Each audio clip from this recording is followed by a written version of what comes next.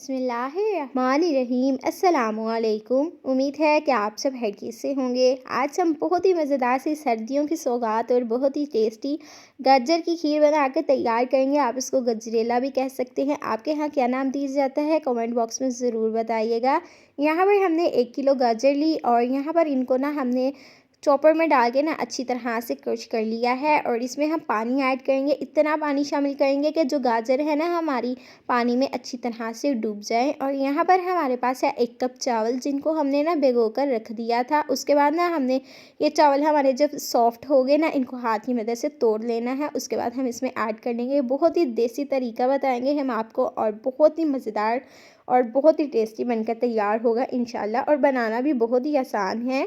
अब यहाँ पर इसको हम रखेंगे चूल्हे पर और तब तक पकाएंगे जब तक इसका पानी ड्राई नहीं हो जाता। और आप देख सकते हैं कि पानी इसका ड्राई हो चुका है और कितने अच्छे से गाजर हमारी पक चुकी हैं। बिल्कुल भी नज़र नहीं आ रही कि हमने इसमें क्या ऐड किया था।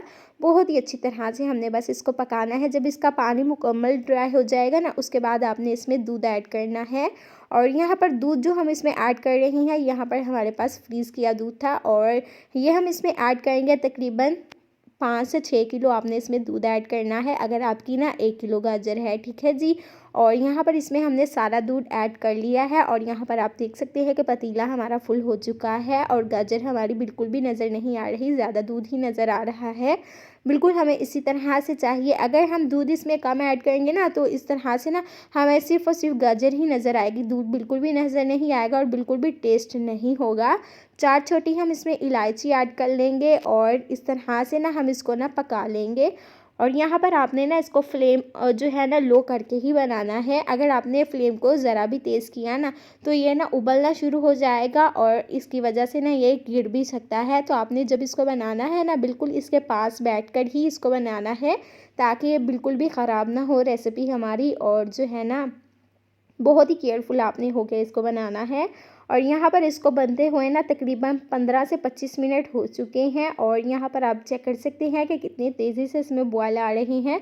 अभी यहाँ पर ना मैंने फ्लेम को और जो है ना थोड़ा सा तेज़ किया है ताकि मैं आपको दिखा सकूँ कि यहाँ पर तेज़ फ्लेम होगा ना हमारा। अगर हम इसको बहुत ज़्यादा तेज़ करेंगे तो ये बहुत ही जल्दी उबलना शुरू हो जाता है और जो है ना सारा कुछ मैसी हो जाएगा। तो इस वजह से आपने ना इसको लो फ्लेम पर ही बनाना है। इसी दौरान अगर आप हमारे चैनल सीक्रेट रेसिपी ऑफिशियल पर न्यू है तो अभी तक से आपने हमारे चैनल को सब्सक्राइब नहीं किया तो सब्सक्राइब करें ताकि हमारी हर न्यू आने वाली वीडियो का नोटिफिकेशन आपको बआसानी मिल सके। ये बिल्कुल फ्री है।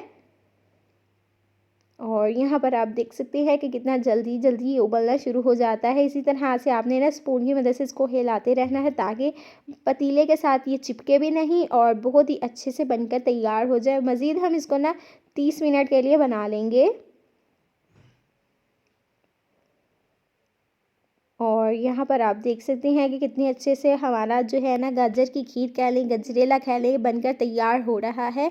इसी तरह हम इसको पकाते रहेंगे जब तक जो है ना ये ना आधे से कम नहीं हो जाता। आप देख सकते हैं कि अभी ये पतीला हमारा भरा हुआ है। जब तक ये कम नहीं हो जाता तब तक हम इसको पकाते रहेंगे। अब इसी दौरान हम इसमें ऐड कर लेंगे चीनी और यहाँ पर हमने चीनी ऐड की 2 कप। और यहाँ पर आप अपने टेस्ट के मुताबिक कम या ज़्यादा मीठा कर सकते हैं। कुछ लोगों को बहुत ज़्यादा मीठा पसंद होता है, कुछ लोगों को कम पसंद होता है।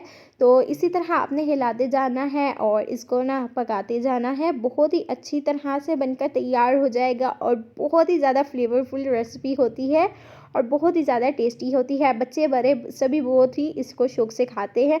इसी स्टेज पर आप देख सकते हैं कि इसमें बहुत ज़्यादा बबल्स आने स्टार्ट हो चुके हैं और यहाँ पर बहुत ज़्यादा हमारा जो है गजरेला था और ये आप देख सकते हैं कि बहुत ही कम हो चुका है। आप देख सकते हैं कि कितना ज़्यादा पतीले से कम है।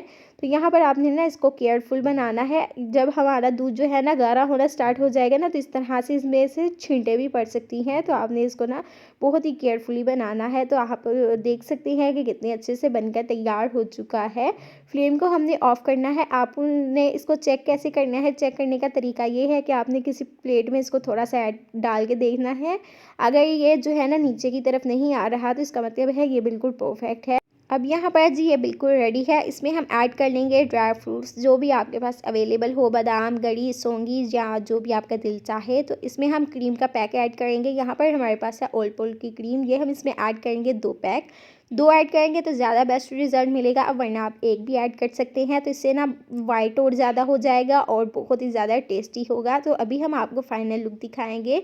तो माशाल्लाह से आप देख सकते हैं कि कितना शानदार है, बहुत ही ज़्यादा टेस्टी है, बहुत ही मज़ेदार है। बिल्कुल देसी तरीका हमने आपको बताया और बहुत ही सिंपल है और बहुत ही ईज़िली हर कोई इसको बनाकर तैयार कर सकता है। अगर आपको हमारी आज की रेसिपी ज़रा सी भी पसंद आई तो हमारे चैनल सीक्रेट रेसिपी ऑफिशियल को लाइक करें, शेयर करें, कमेंट करें और सब्सक्राइब करें, ताकि इसी तरह की मज़े की रेसिपीज़ हम आप तक पहुंचाते रहें। आप इसी तरह इन्हें देखते रहें और इंजॉय करते रहें।